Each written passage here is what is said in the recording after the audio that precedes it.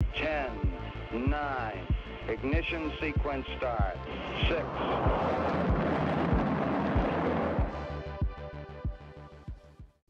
Hello, and welcome to Rocket Fuel, your daily update of everything that's happening in the Rocket Pool community.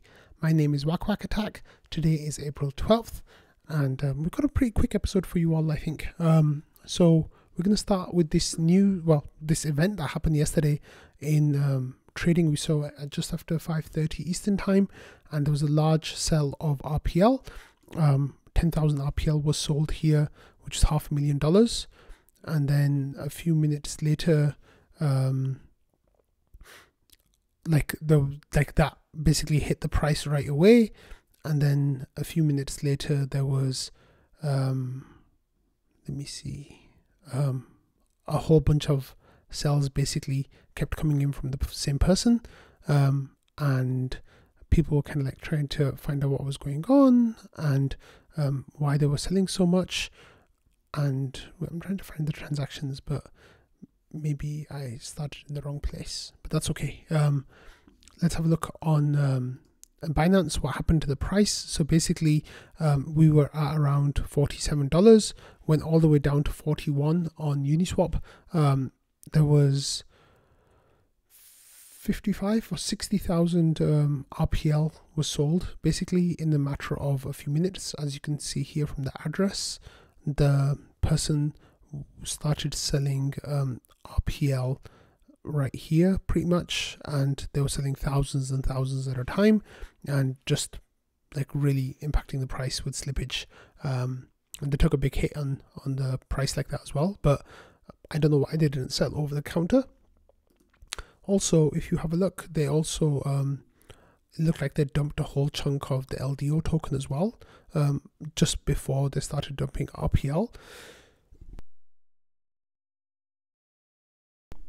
So they definitely offloaded a bunch of the tokens yesterday. After a little while, we got this tweet from Look on Chain, who kind of like analyzed things like big movements and things like that and what's going on.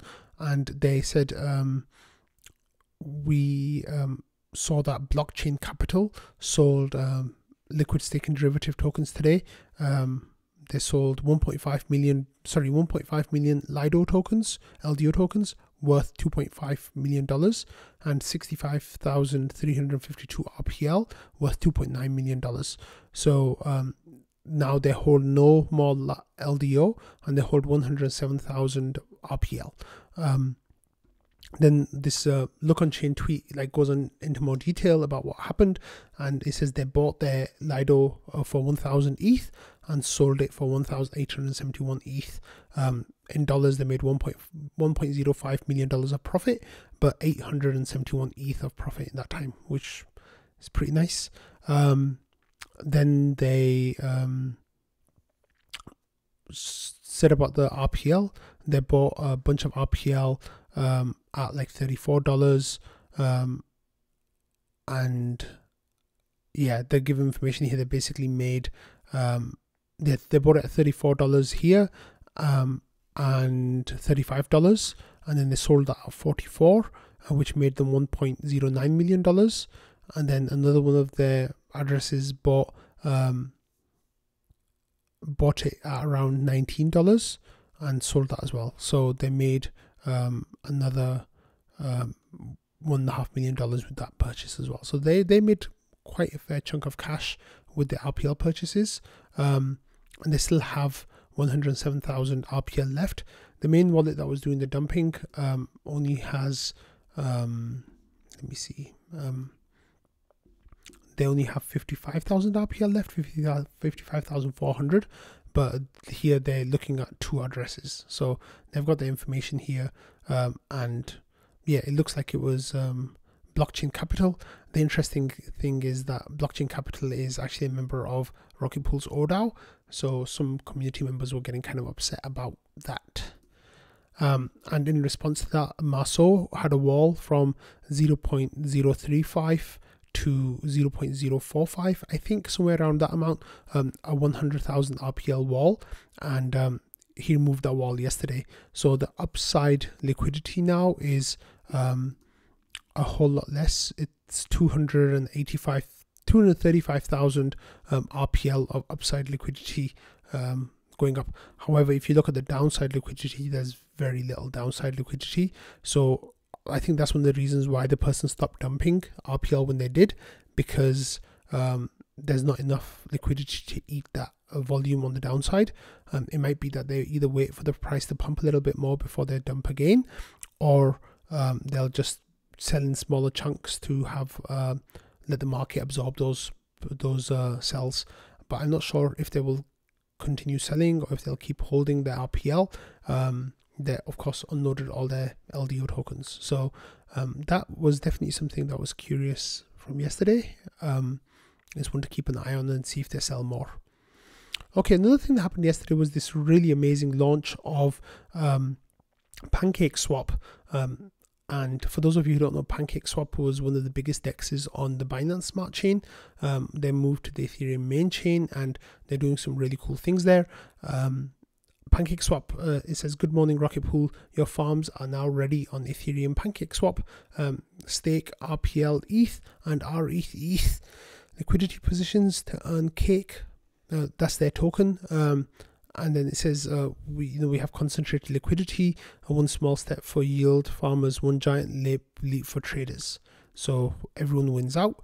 And then Jasper had a tweet about it. He says, "That's the smell of fresh new incentivized pool. Check out the latest collaboration between PancakeSwap and Rocket Pool. The IMC will be keeping an eye on this pool as concentrated liquidity has great potential." And then Jasper says the APRs are subject to change.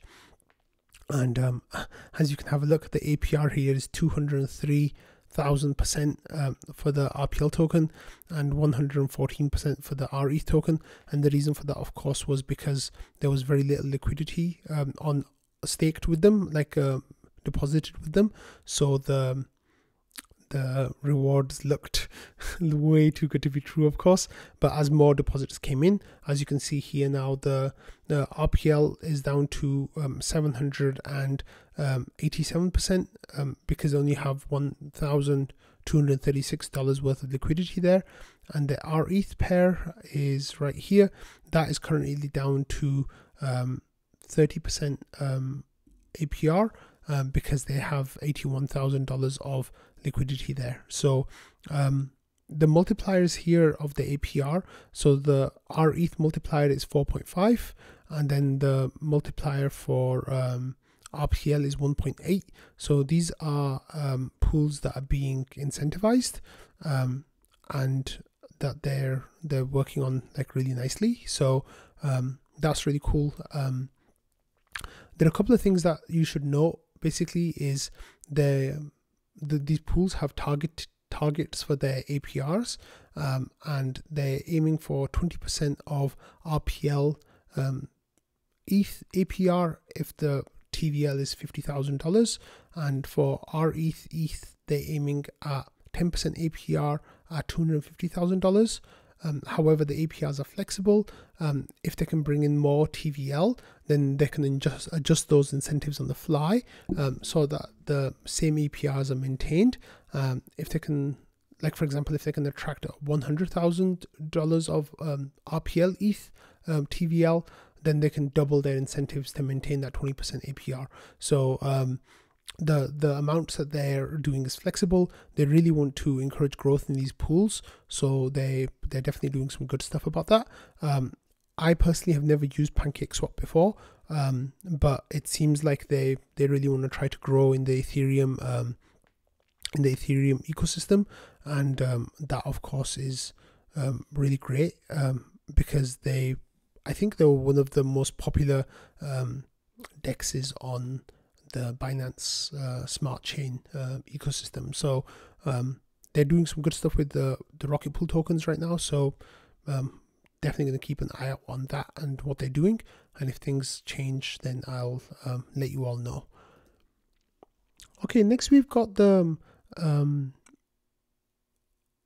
treasury report from Vaca from March 16th, April 13th. And Vaca says hello Rocket Pool, if you need an intro on how the pDAO works, check this post and there's a link. The IMC and GMC received 5,394 RPL and 3,236 RPL from inflation respectively. The pDAO Reserve Fund received 2,157 RPL this period. Our pDAO Reserve Fund balance is now 34,357 RPL. Vaka goes on to say the bulk of the pDAO treasurer job can now easily be automated, and I will start building tools to do just that. You can keep up with the pDAO treasury with the following spreadsheets, and then there's links there as well. So thank you, Vaka, for putting together that report. The RPL pDAO is getting pretty rich, which is really great. Of course, as the RPL token price goes up against ETH and against the US dollar, the pDAO will get richer. And I think that's going to give us the opportunity to fund some really, really cool things. One of those is some of these bounties that we have. So I talked to you all, last week about bounties that are coming up. The deadline, of course, for bounties, grants, and retroactive awards is April 15th. So please get your submissions in ASAP. Val submitted a bunch of bounties last week, and now yesterday was the turn of Joe, and Joe had his bounty here. He says add metrics collection and Grafana dashboard to the official Rocket Pool node operators guys documentation for hybrid users. So then that is a bounty with information right there, and the payment, he says something in the neighborhood of 10 to 20 RPL.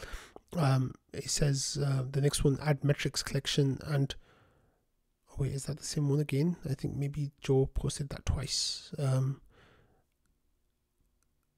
Yeah, that's the same one. I think Joe posted twice. And then he says, what's the nature of the next one? Complete the FAQ section for node operator guys in the guide documentation. So some of that information needs to be updated and changed. And Joe said somewhere around 2 to 4 RPL per question and answer.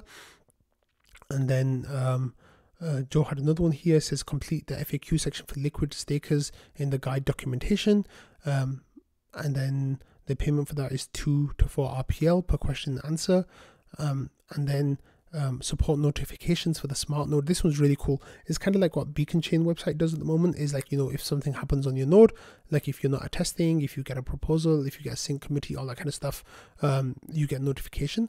And this is a system to do that within the smart node.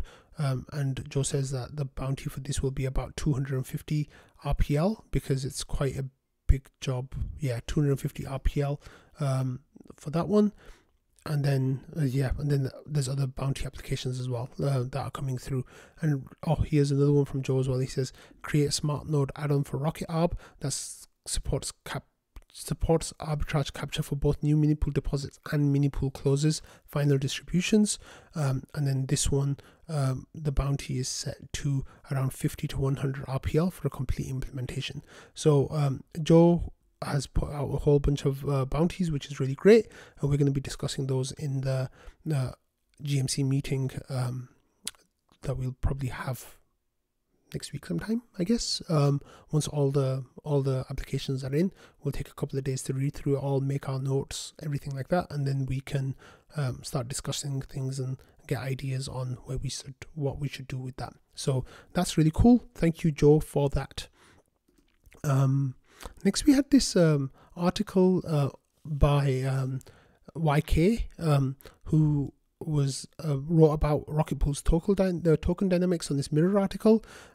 So there's some background here about Chapella upgrade, running Ethereum proof of stake node, and what Rocket Pool does. A whole bunch of things about the Rocket Pool token. What are the different ways that it works? How you can use it? What it's used for? How it inflates? All of that kind of stuff. And then there's some information about like the token dynamics, which YK seemed to be really interested in and really liked. There was this idea of like, as the mini pools go up and the token price goes up, deposit pools doing great things as well, like showing some cool diagrams here. Definitely go and give this article a read.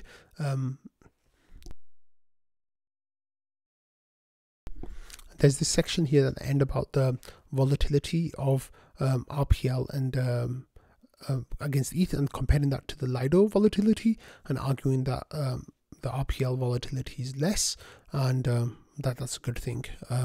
So you can definitely go and give this a read. It'll take you maybe like 10 or 15 minutes, but it's definitely worth a few minutes of your time. So go and check it out. It's pretty good. Okay, next we had this tweet yesterday from Anthony Sassano, who says Kraken has started withdrawing all their staked ETH that is associated with their US retail customers. They're doing this because of the SEC action brought against Kraken's Ethereum staking product back in February. It's going to be interesting to see where this ETH ends up. So depending on the like ideas, like there might be somewhere between like, you know, hundreds of thousands of ETH that are impacted by this that are closing out. And that ETH is going to go somewhere, right? Like it's either going to go back to the holders, but most likely they'll want to stake it somewhere. So will they go to Coinbase? Will they go to Lido? Will they go to Rocket Pool? What are they going to do? How is it going to work? And then Sassano says, for clarity, validators are currently able to exit, but the associated 32 ETH stake and consensus layer rewards are not able to be withdrawn, aka moved around, until Shapella goes live in about 12 hours from this tweet. So what Kraken is doing right now is exiting their validators. So what that means is that they're signing out their validators to make sure that they're some of the first that gets withdrawn over the next few days, and they don't have to like join the back of a queue. And this just makes sense, right? Like this, from a logical perspective, it makes sense to like forsake $4 worth of attestation income per validator, and instead just exit a day early, so you can kind of get ahead of the queue, just in case there's some bigger queue, you know, coming up over the next few days. But really would be amazing if, you know, some of this ended up with Rocket Pool. Sadly, the deposit pool is full at 18,000 ETH. However, on Monday, once Atlas goes live, I 100% expect that to be empty within, you know, a little while of Atlas going live, depending on gas prices. But it's going to be empty like very soon, very quickly after Atlas, and then we can start absorbing some of this Coinbase ETH, some of this Kraken ETH, anyone else as well that wants to move around or like get into staking, then they'll be able to go through, get our ETH through the deposit pool, or potentially join the queue for being a Rocket Pool node operator. But that is definitely one thing to keep an eye on. See, like even with all the FUD that's going around about staking, like it seems like that position is losing a lot of power over the last couple of days, because this exit queue that Sassano mentioned here is just not visible. Like it's just not happened in the way that people thought it would. That FUD impacts Ethereum in a way that it doesn't necessarily impact Rocket Pool, because Rocket Pool, regardless of what happens with the Ethereum, you know, unstaking withdrawals, it seems like Rocket Pool is going to be like one of the bigger benefactors, of the great reshuffle, as Anthony Sassano and others call it. That will mean that even though like the Ethereum price, you're not really sure what might happen with that, it's maybe a little bit easier to make projections about what's going on with Rocket Pools, TVL, and new mini pools and stuff in the days coming. Of course, that's not financial advice. You can do whatever you want with that information. And finally, talking about the benefactor, we got the messages from the RPL benefactor this morning, and the benefactor said, I'm caught up on messages now, and everyone basically who asked for RPL had gotten it at this point about an hour ago. And the benefactor says, I've got 50 RPL left to distribute to the community, and this is the same rules as yesterday. So benefactor says that Romana said, wow, that actually went by pretty fast. And then Benny said, giving a lot this time, parties are expensive. So if you have a look at the amounts the benefactors given, there are a lot more transactions of like 5 RPL and 10 RPL than there have been in the past. So that's really, really great to see. And everyone's getting ready to party. So thanks, Thomas and the benefactor, for making that a little bit easier for most of us. So on that note, tomorrow's episode will probably be covering a lot of Shanghai Capella stuff about how the hard fork went. I totally have full faith that it's going to go smoothly, and we'll be celebrating. So make sure that you tune into the ETH Staker live stream that's taking place at 6 p.m. Eastern. Make sure that you are signed up for the POAP Canvas Pixel Party. If you are part of a community, people in different communities are organizing things. The Rocket Pool community is also organizing to get that done. So definitely take part in that. I think it'll be it'll be really good fun. I'll be stuck to my computer between like 5 p.m. and 7 p.m. Eastern, just like absorbed in that stuff, and I'm really excited about it. So yeah, there'll be a lot to talk about tomorrow, and I will see you all then. Bye.